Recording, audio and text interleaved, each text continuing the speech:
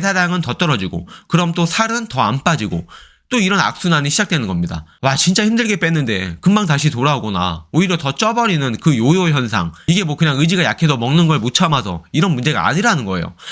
우리는 살이 찌는 걸 마치 초등학교 수학 문제처럼 생각하곤 합니다. 먹은 칼로리에서 쓴 칼로리를 빼면 남는 게 지방이 되겠지? 바로 이게 칼로리 인 앤 아웃 이론인데요. 살이 찌는 이유, 먹는 게 많고 덜 움직였기 때문이다. 살을 빼고 싶으면 덜 먹고 더 움직이면 된다. 여전히 많은 분들이 이 단순한 공식을 진리처럼 믿고 있어요. 그래서 다이어트를 시작하면 가장 먼저 하는 일이 칼로리 계산입니다. 내 기초 대사량이 1300칼로리야. 운동으로 400칼로리를 쓰니까 하루 총 1700에서 1800칼로리를 사용을 하네. 그럼 1300칼로리만 먹으면 하루에 500칼로리가 적자니까 한 달이면 2kg 빠지겠네. 이렇게 계산기 두드리면서 숫자를 딱 맞춰가면서 식단을 짜기 시작합니다. 제가 9년 동안 많은 분들을 만나면서 이런 식으로 해서 다이어트에 성공하는 사람을 본 적이 없습니다. 이렇게 칼로리를 완벽하게 맞췄는데도 살이 안 빠져요. 심지어 더 찌는 경우도 적지 않았습니다. 왜? 계산은 맞는데 왜 결과는 엉망일까요? 오늘 그 이유를 아주 쉽게 그리고 깊이 있게 알려드리겠습니다. 우리 몸은 계산기가 아닙니다. 우리 몸은 숫자 하나로 움직이지 않아요. 칼로리라는 숫자 하나 보고 기계처럼 반응하지 않는다는 말이에요. 우리 몸 안에서는 수만 가지의 호르몬, 생리적 반응, 스트레스, 수면, 식욕 조절 회로들이 정말 정교하게 얽혀 있어요. 칼로리 계산이 정확하면 살이 빠진다라는 건 절반만 맞는 이야기입니다. 진짜 중요한 건 내 몸이 그 칼로리를 어떻게 받아들이느냐, 어떤 반응을 하느냐예요. 똑같은 1500칼로리를 먹어도 어떤 사람은 살이 빠지고 어떤 사람은 오히려 살이 찝니다. 그 이유는 우리가 먹은 칼로리가 그대로 지방 연료가 되는 게 아니라 몸 안에 복잡한 해석 시스템을 거쳐서 쓸지, 쌓을지, 지키게 할지가 결정되기 때문이에요. 그러면 도대체 우리 몸은 칼로리를 어떻게 해석을 할까요?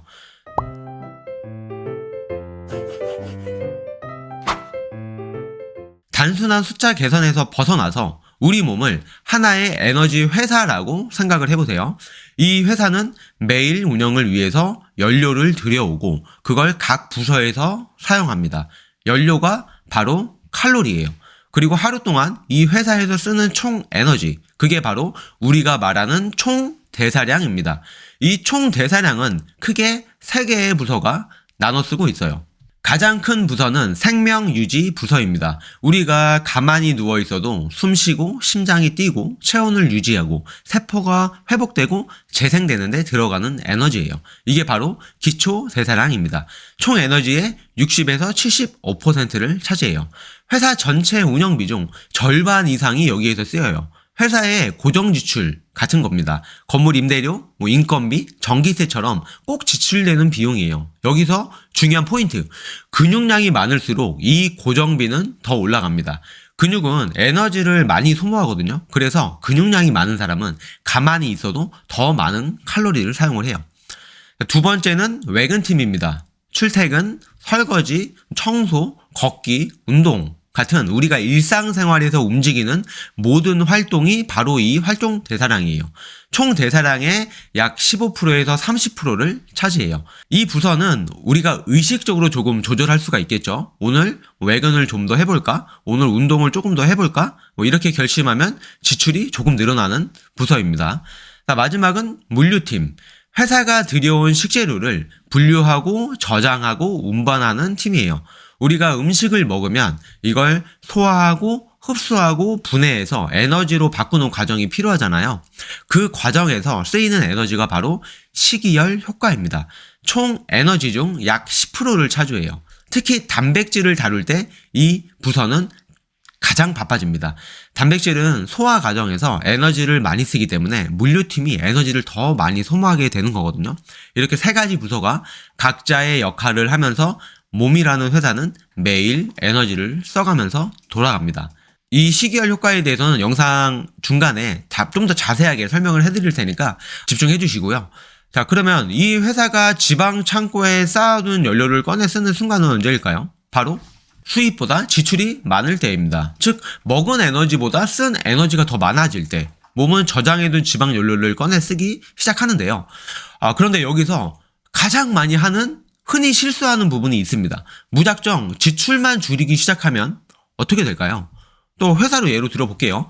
비용 아끼겠다고 인건비 줄이고 기계 멈추고 전기 아끼면 당장은 흑자가 날 수도 있겠죠. 하지만 장기적으로 보면 어때요? 생산성은 줄고 직원은 지치고 회사는 점점 작고 느려지는 구조가 되겠죠. 이게 바로 극단적 저칼로리 다이어트의 결과입니다. 몸은 생존 모드에 들어가서 기초 대사를 줄여가면서 점점 더 에너지 효율이 나쁜 몸이 돼버려요.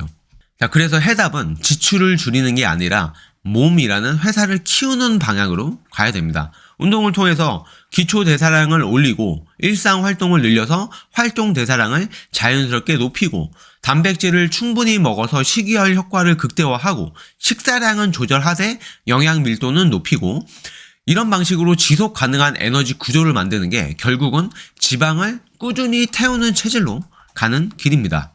자, 지금부터는 많은 사람들이 빠지는 대표적인 착각 3가지를 말씀드릴게요. 정말 많이 하는 착각들인데요. 자, 첫 번째 착각은 오늘 운동 열심히 했으니까 이 정도 먹어도 되겠지? 정말 많은 분들이 이렇게 생각합니다. 오늘 1시간 땀 흘렸으니까 치킨 좀 괜찮지 않나요? 러닝 했으니까 피자 한 조각쯤은 괜찮겠죠? 아니, 제정신이세요? 이런 생각이 반복되면 살은 절대 빠지지 않습니다. 오히려 더 쪄요. 왜냐하면 운동으로 실제 소모되는 칼로리는 생각보다 정말 작아요. 열심히 1시간 운동해서 쓴 칼로리, 기껏해야 200에서 300칼로리입니다. 그런데 이걸 보상 심리로 먹는 음식은 치킨이나 피자, 라면, 떡볶이 이런 고칼로리 음식들이잖아요. 한 끼에 1000칼로리, 2000칼로리는 순식간이에요. 더 무서운 건 운동 후에는 식욕도 올라간다는 거예요. 몸은 에너지를 회복하려고 음식을 더 당기게 만들고 뇌는 넌 고생했으니까 좀 먹어도 돼 라는 신호를 보내주거든요. 결국 운동 자체보다 그 후에 보상 패턴이 감량을 막는 진짜 원인이 되는 겁니다. 운동량이 많아서 식욕이 좀 강해지시는 분들도 있어요. 좀 이런 분들은 운동을 조금 줄여주세요. 운동량을 조금 조절해 주시면 식욕 조절이 조금 더 쉬워질 거예요. 자, 두 번째 착각. 칼로리만 맞추면 뭐든 괜찮지 않나요? 곤약 젤리, 제로 콜라, 단백질 바, 요즘 다이어트 식품 진짜 많죠. 다들 150칼로리 이하니까 괜찮겠지 싶어요. 그런데 제가 수많은 분들을 지켜봤지만 이런 제품들 그리고 초가공식품만으로 살을 끝까지 뺀 사람 단 한 명도 본 적이 없습니다. 왜일까요? 가공식품은 식욕을 더 자극하고 혈당을 급격히 올렸다 떨어뜨리고 뇌에 더 달라고 자극하는 구조예요. 그 결과는 잦은 폭식, 후회, 자괴감 이런 패턴이 계속 반복됩니다. 칼로리가 중요한 건 맞지만 몸은 단순한 숫자보다 내용물에 반응을 해요. 200칼로리 초콜릿과 200칼로리의 고구마는 몸 안에서 반응이 완전히 다르거든요. 자, 그리고 세 번째, 전 물만 마셔도 살이 쪄요. 체질이 이상한가 봐요. 그런데 이건 체질이 아니라 여러분이 만든 생활 패턴의 결과입니다. 어떤 생활 패턴이냐면 아침은 거르고 점심은 정신없이 급하게 먹고 저녁은 밤늦게 폭식하고 수면은 부족하고 스트레스는 만땅. 이게 하루 이틀이 아니라 매일 반복된다면 무조건 살찌는 체질로 바뀌는 거예요. 체질이라고 부르지 마시고 평소에 반복하고 있는 내 생활 방식이다 라고 생각을 해보세요. 반대로 진짜 살 안 찌는 사람들의 패턴을 보면요. 우선 수면 시간이 규칙적이에요. 자야 할 시간에 자고 일어나야 할 시간에 일어납니다. 그리고 정제되지 않은 식사, 즉 자연식 위주로 먹어요. 꾸준한 움직임, 좀 활동적인 사람들이 많죠. 이게 기본 세팅이에요. 나는 체질이야 라는 말을 입에 달고 사시는 분은 내 생활 패턴을 바꿀 마음이 없어 라는 자기 합리화입니다. 이 세 가지 착각은 다이어트를 처음부터 틀어버리는 핵심 포인트예요. 이제 이걸 정확히 인식하고 전략을 새로 짜야 됩니다. 자, 여러분께 질문 하나 드릴게요. 200칼로리 초콜릿과 200칼로리의 고구마, 칼로리는 똑같습니다. 그런데 다이어트에 미치는 영향도 똑같을까요? 그렇게 생각하시나요? 당연히 답은 아니오겠죠? 우리 몸은 숫자보다 내용물에 반응을 합니다. 초콜릿은 당과 지방 덩어리로 이루어져 있죠. 입에 넣는 순간 혈당이 급상승하고 곧바로 인슐린이 과잉 분비됩니다. 그 결과는 금방 배고파지고 또 다른 음식이 땡기고 저장된 지방이 잘 안 쓰이게 됩니다. 오히려 쌓이겠죠. 반면 고구마는 식이섬유, 복합 탄수화물 덩어리입니다. 천천히 소화되면서 혈당은 서서히 올라가고 포만감도 훨씬 오래 갑니다. 같은 칼로리지만 몸의 호르몬 반응, 포만감 유지 시간, 다음 식사의 폭식 여부 지방으로 저장될 확률이 완전히 다르다는 거예요. 그 이유는 음식의 질과 영양 밀도 때문인데요. 음식을 고를 때 칼로리보다 훨씬 중요한 기준이 있어요. 바로 영양 밀도입니다. 영양 밀도가 높은 음식이란 작은 칼로리 안에 더 많은 영양소가 들어있는 음식을 말해요. 왜 영양 밀도가 중요하냐면 첫 번째, 우선 포만감이 오래가요. 자연식품은 부피가 크고 소화 속도가 느려서 위장을 천천히 통과합니다. 배가 든든하고 다음 끼니까지 참기가 쉬워요. 자, 반대로 가공식품은 양은 작고 칼로리는 높고 소화는 빠르니까 계속 뭔가를 더 먹게 만들어요. 그리고 두 번째는 혈당이 안정됩니다. 정제되지 않은 음식은 혈당을 천천히 올리고 천천히 내립니다. 이게 식욕을 조절하는데 진짜 중요해요. 혈당이 급격히 오르면 그만큼 빠르게 떨어지면서 가짜 배고픔, 허기짐이 찾아오거든요. 단 음식, 탄수화물이 이제부터 미친 듯이 땡기기 시작해요. 그리고 세 번째, 진짜 배부름은 영양에서 옵니다. 진짜 영양가 있게 드셔야 돼요. 우리 몸은 열량, 칼로리보다 영양소에 훨씬 민감해요. 단백질, 식이섬유, 비타민, 미네랄, 이걸 충분히 채워줘야지 몸이 이제 됐어, 충분해, 배불러 라고 느낍니다. 영양이 부족하면 자꾸만 무언가 부족하다라는 신호를 보내고 결국 계속 먹게 돼요. 과자나 아이스크림 같은 초가공식품 먹고 나면 조금만 지나면 또 허전하고 또 뭔가 먹고 싶고, 그렇죠? 먹을수록 더 먹고 싶어지는 시스템이 돼버립니다. 그러니까 이제부터는 칼로리가 아니라 내용물을 보세요. 그리고 몸의 반응을 보세요. 여러분, 이게 진짜 다이어트의 핵심입니다. 배고파서 다이어트 못하겠어요. 먹고 돌아서면 또 배고파요. 혹시 이런 말을 자주 하고 계시다면 지금 식단에 단백질이 부족하지 않은지 한번 체크해보세요. 단백질 하면 보통 헬스하는 사람들이 먹는 거? 뭐 이런 이미지죠. 하지만 실제로 단백질은 살을 빼고 싶을 때 가장 먼저 챙겨야 하는 영양소예요. 왜냐하면 배고픔을 줄여주고 포만감을 오래 유지시키고 지방은 빼주면서 근육은 지켜주고 몸의 기초 대사량도 유지해주고, 이 모든 걸 단백질 하나가 해줘요. 말 그대로 다이어트 핵심 무기입니다.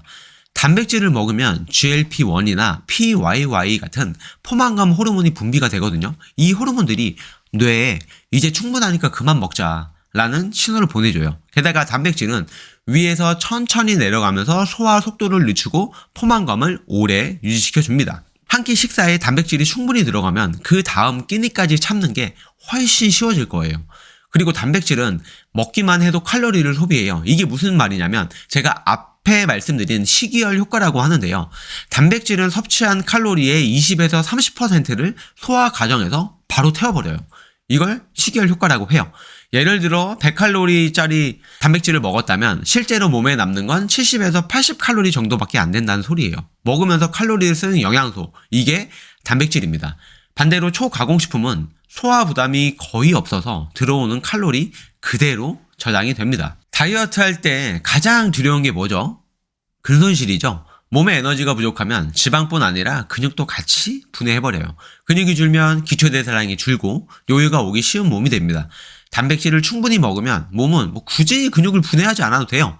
대신 지방을 에너지원으로 더 잘 사용하게 됩니다.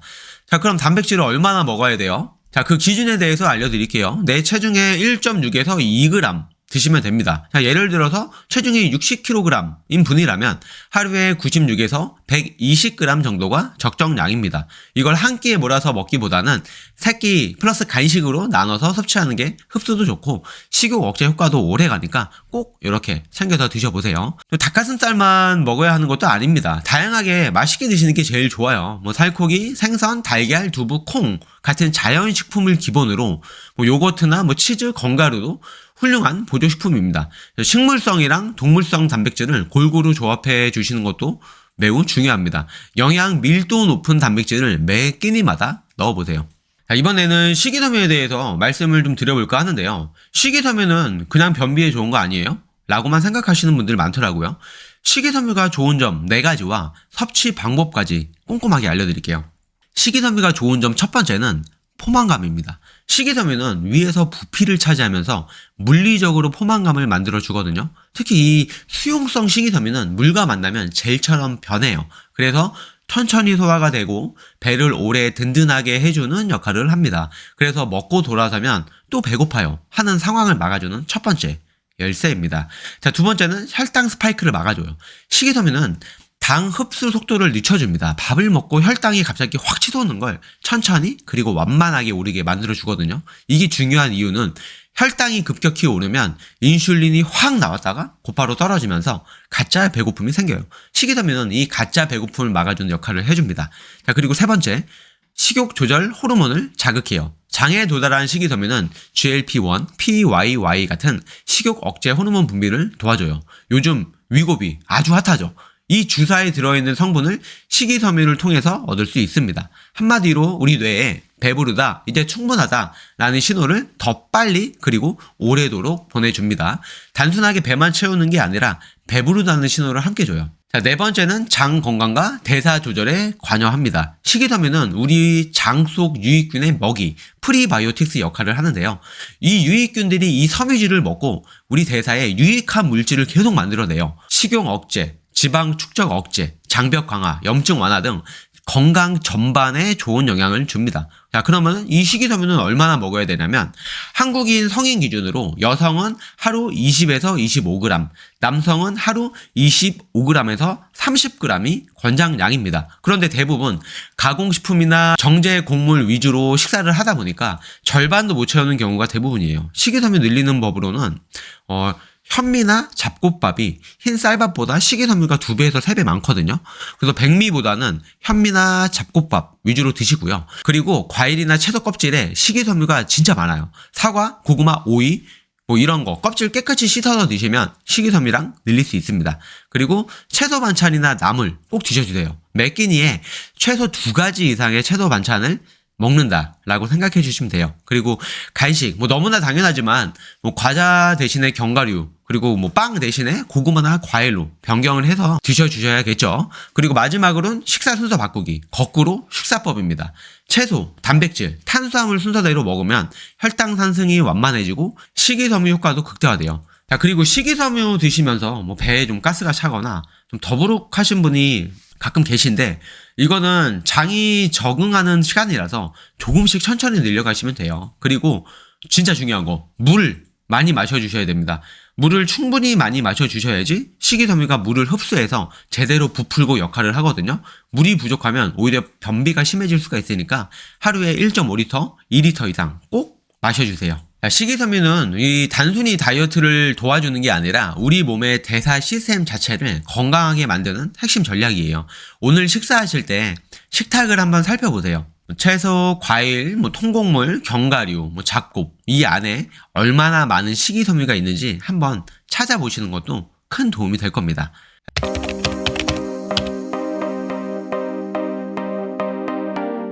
체중 감량하실 때 같은 칼로리라도 이게 몸에 미치는 영향이 생각보다 꽤 다릅니다. 혈당 변화, 그리고 호르몬 반응이 틀려요. 특히 다이어트 초반에는 뭘 어떻게 먹느냐가 진짜 중요한데 이때 혈당을 좀 안정시키는 게 꾸준히 할 수 있는 포인트입니다.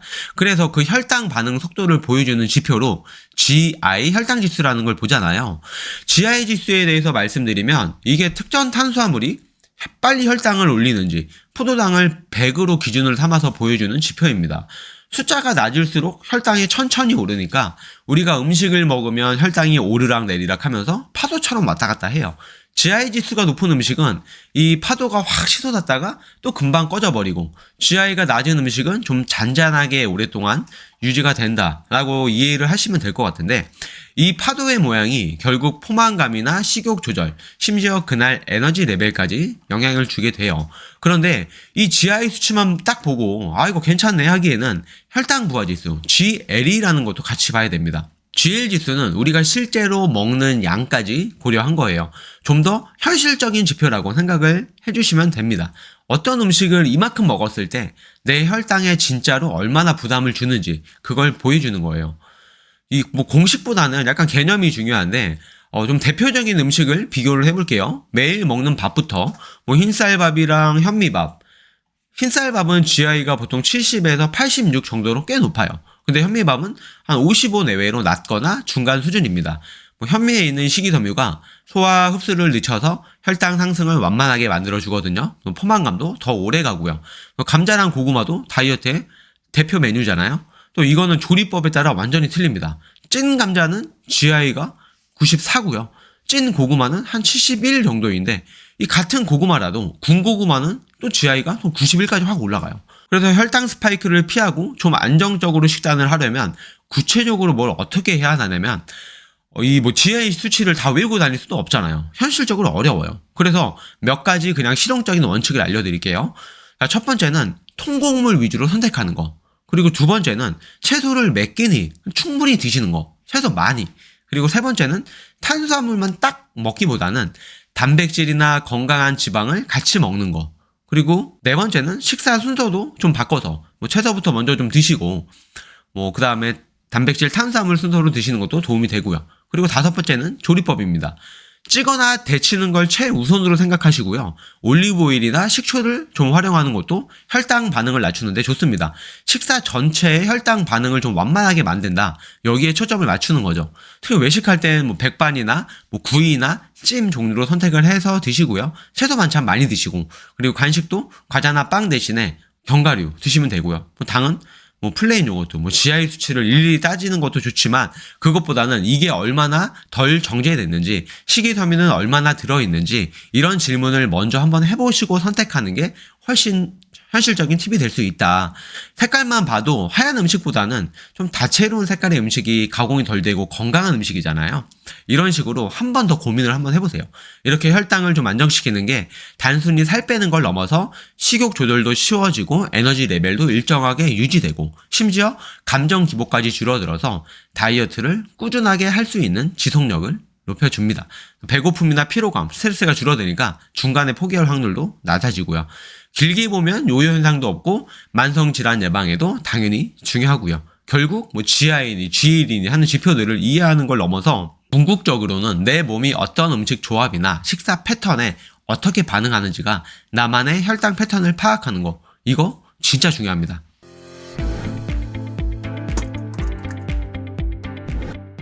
자, 다음은 수면입니다. 와, 나 어젯밤에 잠 좀 설쳤더니 진짜 피곤하고 막 피자, 뭐 초콜릿 이런 거 미친 듯이 땡기고 평소보다 배 더 고픈 것 같고 이런 경험 다들 한 번쯤 있으시죠? 이게 단순히 오늘 내가 의지가 약하네 이런 문제가 아니에요. 우리 몸은 그 식욕 시스템 자체가 수면, 이 잠이 부족하면 완전히 다른 모드로 작동하기 시작해요. 그 핵심에 바로 호르몬 두 가지가 있습니다. 그렐린하고 렙틴인데요. 이 그렐린은 이제 위장에서 나와서 배고프다 먹어라 라는 신호를 보내는 식욕 촉진 호르몬이고 렙틴은 반대로 우리 지방세포에서 나와서 야 배불러 그만 먹어 하는 식욕 억제 호르몬이에요. 근데 잠이 부족해지면 우리 몸은 이 배고픔을 느끼는 호르몬을 더 많이 만들고요. 배부름을 느끼는 호르몬은 덜 만들어요. 실제로 연구에서도 수면 시간을 4시간으로 확 줄였더니 참가자들이 훨씬 더 강한 공복감, 식욕 이걸 느꼈다고 보고가 됐고요. 특히 그 빵이나 면 같은 거 있잖아요. 탄수화물에 대한 갈망이 엄청 커집니다. 이게 뭐 의지의 문제가 아니라 몸이 그냥 생리적으로 더 많은 에너지를 막 갈망하게 신호 체계가 바뀌는 거예요. 잠이 부족하면요, 우리 몸은 이걸 약간 스트레스 상황으로 인식을 해요. 그래서 코르티솔, 스트레스 호르몬 분비가 늘어나요. 스트레스 호르몬. 문제는 이 코르티솔이 특히 복부, 배 주변에 지방을 쌓이게 하는 경향이 좀 있다는 건데요. 이 코르티솔이 인슐린이랑 같이 작용을 해서 지방세포가 지방을 더 잘 저장하도록 만들어요. 안 그래도 빼기 힘든 뱃살인데 그 배에 쌓이는 지방, 특히 내장 지방이 건강에 진짜 안 좋거든요. 내장 지방이 당뇨병이라든지 아니면 뭐 심혈관 질환 같은 여러 만성 질환 위험을 높이는 주범 중에 하나입니다. 단순히 뭐 배가 나와서 보기 싫다 이런 미용상 문제를 넘어서 건강에 직접적인 위협이 되는 거죠. 호르몬은 바뀌지, 스트레스 호르몬은 늘어나지, 몸 전체가 막 비상 상태가 되는 거예요. 피곤하면 좀 판단력이 흐려지는 느낌이 들 때가 많잖아요. 우리 뇌에서 이성적인 판단, 뭐 계획을 세우고 충동을 조절하고 이런 걸 담당하는 사령탑이 전두엽입니다. 잠을 못 자면 이 전두엽, 그 기능이 떨어져요. 그리고 음식, 특히 뭐 고칼로리 음식의 유혹에 훨씬 더 민감하게 반응하게 되고요. 그래서 나도 모르게 평소보다 더 많은 칼로리를 먹게 되는 거예요. 연구에 따라서는 하루 평균 200에서 500칼로리 정도를 더 먹게 된다. 이런 연구 결과도 있어요. 뭐 작은 빵 하나, 초콜릿빵 하나 정도인데 이게 매일 반복된다고 생각해보세요. 체중에 당연히 큰 영향을 미치겠죠? 운동도 마찬가지예요. 똑같은 강도로 운동을 해도 피곤하면 운동이 잘 돼요? 당연히 안 되죠. 이걸 운동 자각도라고 하는데 이게 증가합니다. 그래서 더 하기 싫어지고 꾸준히 하려는 의지가 사라져요. 진짜 다각도로 다이어트를 방해하는 요소 중에 하나입니다. 그럼 이 악순환을 끊으려면 결국 잠을 잘 자야 되잖아요. 그 질 좋은 잠을 자기 위해서는 환경이나 습관을 좀 잘 만들어야 되는데, 첫째는요, 매일 같은 시간에 자고 일어나는 거. 이 규칙적인 수면 스케줄을 유지하는 게 제일 중요해요. 주말이라고 막 너무 늦게 자거나 늦잠 자거나 이러는 거 좋지 않습니다. 자, 두 번째는 침실 환경. 최대한 어둡게 좀 해주시고요. 그리고 조용하게. 그리고 온도는 조금 약간 서늘하게 이렇게 만들어주시면 좋아요. 그리고 세 번째는 잠들기 최소 1시간 전부터는 좀 스마트폰이나 TV 같은 거 보지 마시고 눈 감고 좀 있어 보세요. 그러면은 몸도 좀 안정되고 스르르 잠도 옵니다. 자, 네 번째는 카페인. 이거는 잠들기 한 4시간에서 6시간 전부터는 좀 피하시는 게 좋아요. 그리고 저녁 늦게 술 마시는 것도 수면의 질을 떨어뜨리니까 자제하는 것이 좋습니다. 보통 하루에서 7시간에서 8시간 자는 게 이상적이다. 뭐 이렇게 많이 얘기하는데 솔직히 현실적으로 그 시간 채우는 게 어려울 때도 많잖아요. 그래서 한국인을 대상으로 한 연구에서 보면 하루 7시간에서 8시간 자는 그룹이 사망 위험이 가장 낮다. 이런 결과가 나오긴 했어요. 이 수면 시간만큼 중요한 게 바로 수면의 질입니다. 특히 우리 몸이 회복하고 재충전하는데 꼭 필요한 깊은 잠을 충분히 자는 게 정말 중요해요. 그래서 만약에 권장 수면 시간을 다 채우기 어렵다 하시면 제가 말씀드린 수칙들 있잖아요. 이것만 지키셔서 수면의 질을 한번 올려보세요. 매일 하루하루가 틀려질 거예요. 그리고 스트레스에 대해서 조금 더 이야기를 해볼까 하는데요. 열심히 운동하고 식단도 신경 쓰는데 살이 왜 안 빠질까? 답답하시는 분들 아마 많으실 거예요. 이 스트레스가 우리 몸의 호르몬 균형을 깨면서 체중 감량을 좀 방해할 수가 있어요. 이 스트레스가 만성화되면 문제가 좀 복잡해져요. 지방을 복부 주변에 내장 지방 형태로 자꾸 쌓이게 하는 것도 있지만 피곤하다거나 식욕이 변한다거나 할 수도 있어요. 코르티솔이 혈당 조절에 중요한 역할을 하는 인슐린 작용을 방해도 해요. 이걸 인슐린 저항성이라고 부르는데 이게 높아지면 우리 몸이 에너지를 못 써요. 자꾸 쓰기보다는 지방으로 저장하려고만 하고요. 혈당도 좀 불안정해지니까 쉽게 피곤해지고 몸은 자꾸 빠른 에너지원, 달고 짜고 자극적인 것만 찾게 돼요. 스트레스 받을 때 유독 기름지고 달콤한 음식이 막 생각나는 이유가 이것 때문에 그래요. 이런 상황이 반복되면 배고파서 먹는 게 아니라 그냥 감정 때문에 먹어요. 이걸 감정적 섭식이라고 합니다. 불안하거나 우울하거나 아니면 지루할 때도 음식을 통해서 뭔가 즉각적인 위안을 얻으려는 행동이거든요. 달거나 기름진 음식이 뇌에 그 최악 중추, 그 도파민을 자극해서 잠깐은 기분이 확 나아지는 것처럼 느껴지지만 근데 그 효과가 어때요? 짧아요. 먹고 나면 보통 후회나 죄책감이 확 밀려오고 다이어트 중이라면 더 해요. 멘탈 나갑니다. 그러면서 오히려 스트레스가 더 심해져요. 진짜 악순환이에요. 예를 들어서 뭐 계획대로 식단 잘하다가 갑자기 야근 같은 걸로 스트레스가 팍 받아서 와르르 무너져서 막 폭식하게 되는 경우 있잖아요. 아니면 그냥 기분 안 좋다고 막 습관적으로 막 달콤한 간식 찾는 분들, 그리고 오랫동안 다이어트 식단 하다 보면 아무래도 먹는 게 너무 단조로 오니까 거기에 지쳐서 약간 보상심리처럼 폭식하는 경우도 흔하고요. 스트레스는 기본적으로 합리적인 판단을 좀 흐리게 만들고 또 잠도 잘 못 자게 하고 그러면 식욕 조절 시스템이 더 망가지고, 근데 진짜 아이러니한 건 살을 빼려고 하는 그 엄격한 제한 자체가 또 다른 스트레스가 돼서 그게 오히려 감정적 섭식을 유발하기도 한다는 거예요. 이 고리를 끊으려면 결국은 스트레스 관리가 핵심이다 라고 말하고 싶어요. 스트레스 관리 없이는 사실 밑 빠진 독에 물 붓기예요. 그럼 도대체 뭘 해야 하는지 알려드릴게요. 자, 가장 효과적인 방법 중 하나는 꾸준히 몸을 움직이는 거예요. 신체 활동 운동, 꼭 힘든 운동 아니어도 괜찮아요. 걷기, 요가, 가벼운 조깅, 어떤 형태든 꾸준히 하는 게 중요해요. 운동 자체가 이 코르티솔 수치를 직접적으로 낮춰주고 또 기분 좋게 하는 엔돌핀이나 세로토닌 분비를 막 촉진하거든요. 그리고 또 중요한 게 양질의 수면이 진짜 필수예요. 잠이요, 하루에 7시간, 8시간 정도 충분히 자는 것만으로도 식욕 조절 호르몬 균형 잡는데 큰 도움이 됩니다. 근데 당장 막 스트레스가 빡 하고 밀려올 때 있잖아요. 그럴 때 바로 좀 해볼 만한 간단한 방법 알려드릴게요. 그럴 땐 깊고 느린 호흡이 즉각적으로 도움이 됩니다. 478 호흡법이라고 들어보셨나요?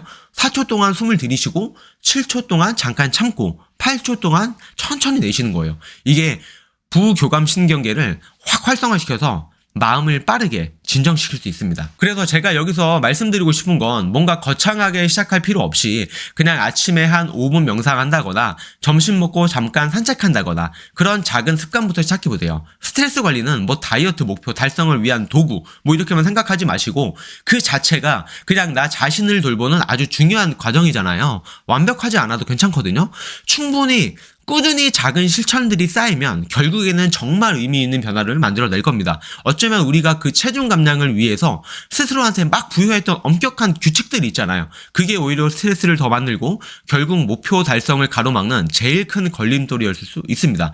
단순히 그냥 몸무게 숫자 줄이는 거에만 매달릴 게 아니라 어쩌면 나를 힘들게 하는 그 스트레스의 진짜 원인이 뭔지 그걸 먼저 들여다보고 좀 다스리려는 노력이 더 중요하다고 말하고 싶고요. 처음엔 체중계 숫자 내려가는 거 눈에 보이잖아요. 근데 우리 몸은 이걸 일종의 위기상황 비상상태로 받아들인다는 거죠. 자, 그리고 다이어트 할 때 막 갑자기 굶거나 막 식사량을 확 줄이는 분들 많거든요. 갑자기 굶거나 식사량을 확 줄이면 처음에 체중계 숫자가 내려가는 게 눈에 보이잖아요. 근데 우리 몸은 이걸 일종의 위기상황 비상사태로 받아들입니다. 갑작스럽게 에너지가 확 줄어드니까 몸이 야 큰일 났다. 에너지를 아껴야겠다. 이렇게 생존 스위치를 켜는 거예요. 그래서 가장 먼저 하는 일이 가만히 있어도 쓰는 에너지, 즉 기초 대사량부터 줄여버린다는 거죠. 에너지 저장 모드로 들어갑니다. 근데 이게 결국에 다이어트 정책이랑 관련이 깊어요. 이걸 대사 적응이라고 하는데요. 이게 뭐냐면 체중이 줄면 기초 대사량이 좀 줄어드는 건 당연하잖아요. 근데 예상했던 것보다 실제 에너지 소비량이 훨씬 더 크게 줄어드는 현상을 말해요. 그래서 어느 순간부터는 살이 잘 안 빠져요. 그리고 더 심각한 건 내 에너지가 너무 부족하면 우리 몸이 진짜 똑똑하게도 단백질, 그러니까 우리 근육을 분해해서 그걸 에너지원으로 써버려요. 근육은 기초 대사량에서부터 정말 큰 부분을 차지하는데 이게 줄어드니까 대사량은 더 떨어지고 그럼 또 살은 더 안 빠지고 또 이런 악순환이 시작되는 겁니다. 와, 진짜 힘들게 뺐는데 금방 다시 돌아오거나 오히려 더 쪄버리는 그 요요 현상. 이게 뭐 그냥 의지가 약해서 먹는 걸 못 참아서 이런 문제가 아니라는 거예요. 자, 그리고 한번 살이 쪘던 지방세포는 다이어트 후에도 일정의 기억 같은 걸 가지고 있어서 다시 지방을 막 쌓으려는 경향이 강해진다는 연구 결과들이 있어요. 그래서 다이어트가 끝나면 막 식욕이 폭발하는 게 이런 이유 때문이에요. 그러니까 몸이 필사적으로 원래 체중으로 돌아가려고 막 저항을 막 하는 거예요. 여기에 또 심리적으로 이건 먹으면 안 돼 하는 막 금지 음식이 생기면 오히려 그 음식에 대한 갈망이 더 커지고 결국엔 막 폭식으로 이어지는 그런 패턴도 흔하고요. 이런 극단적인 방식은 단순히 살이 빠지고 찌고의 문제가 아니라 건강에 여러 가지 적신호를 보내게 됩니다. 그렇다면 이런 악순환의 고리를 끊고 좀 건강하게 체중을 관리하려면 도대체 어떻게 접근을 해야 될까요? 다이어트는 여러분 속도가 아니라 방향입니다. 빨리 빼는 게 중요한 게 아니라 계속해서 내가 할 수 있는 방법으로 그리고 지금보다 조금씩 더 나아가는 방향으로 가는 거, 그게 진짜 지속 가능한 체중 감량이에요. 일주일에 0.5kg, 1kg, 누군가는 느리다고 생각할 수 있겠지만 이게 바로 몸이 망가지지 않고 요요 없이 건강하게 감량할 수 있는 가장 현명한 속도입니다. 그리고 이 방향이 맞다면 결국엔 반드시 도착해요. 한번 찐 살, 다시 돌아가려는 몸의 저항, 억눌렸다가 폭발하는 식욕, 수치만 쫓다가 무너지는 다이어트. 이제 이런 다이어트 그만하셔도 되지 않을까요? 아니, 당장 5kg를 빼는 것보다 앞으로 5년, 10년을 건강하게 사는 기준을 만드는 거, 그게 우리가 진짜 추구해야 할 다이어트입니다. 지금 내 몸이 보내는 신호에 귀 기울이시고 지금 내 생활 패턴을 하나씩 점검해보고 완벽하지 않아도 괜찮으니까 지금부터 할 수 있는 변화 하나씩 실천해보는 거, 그게 진짜 변화를 만드는 첫걸음이에요. 오늘 영상이 숫자가 아닌 몸의 시스템을 이해하고 나만의 방향을 찾는 데 도움이 되셨길 바랍니다.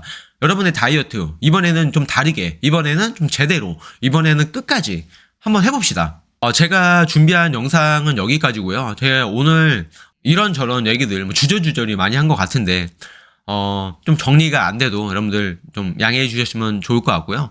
여러분들이 앞으로도 건강한 다이어트를 하기를 진심으로 바랍니다. 오늘 영상 도움이 되셨다면 구독, 좋아요, 알림 설정 꼭 잊지 마시고요. 다음 영상 좀 더 유익한 영상으로 찾아오도록 하겠습니다. 오늘도 영상 시청해 주셔서 감사합니다.